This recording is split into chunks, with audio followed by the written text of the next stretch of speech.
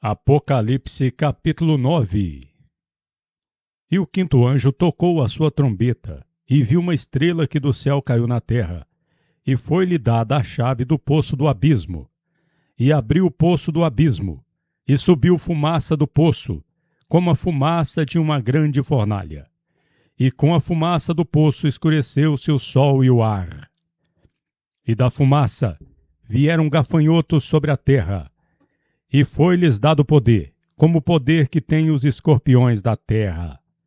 E foi-lhes dito que não fizessem dano à erva da terra, nem a verdura alguma, nem a árvore alguma, mas somente aos homens que não têm nas suas testas o selo de Deus.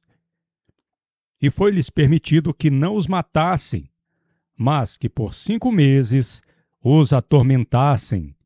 E o seu tormento era semelhante ao tormento do escorpião quando fere o homem. E naqueles dias os homens buscarão a morte, e não a acharão, e desejarão morrer, e a morte fugirá deles.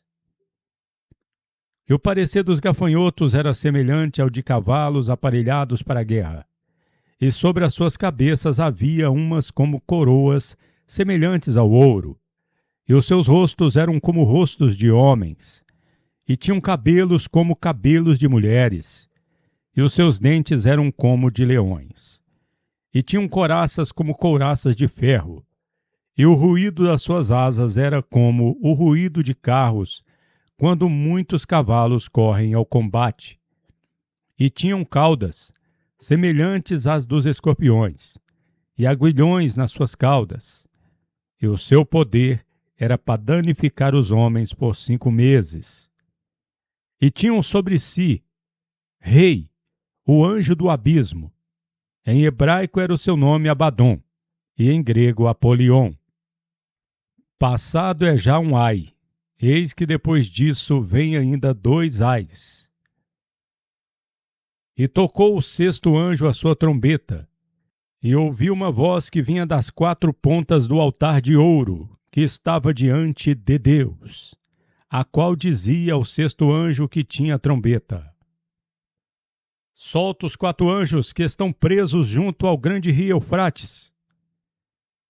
E foram soltos os 4 anjos que estavam preparados para a hora, e dia, e mês, e ano, a fim de matarem a 1/3 parte dos homens. E o número dos exércitos dos cavaleiros era de 200 milhões. E ouvi o número deles. E assim vi os cavalos nesta visão. E os que sobre eles cavalgavam tinham couraças de fogo, e de jacinto, e de enxofre. E as cabeças dos cavalos eram como cabeças de leões. E de suas bocas saía fogo e fumaça e enxofre. Por estes 3 foi morta a 1/3 parte dos homens, isto é, pelo fogo, pela fumaça e pelo enxofre, que saíam das suas bocas.